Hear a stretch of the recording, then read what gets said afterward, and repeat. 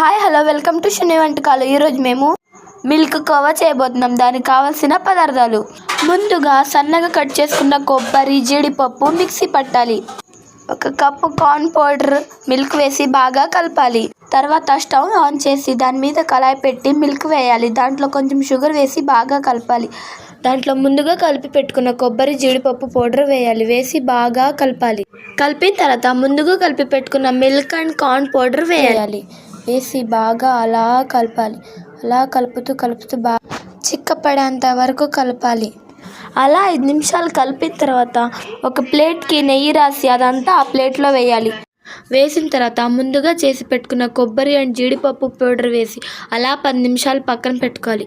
పెట్టుకున్న తర్వాత చిన్నగా ముక్కలుగా కోసి మన milk khoa ready. Please subscribe శుని వంటకాలు.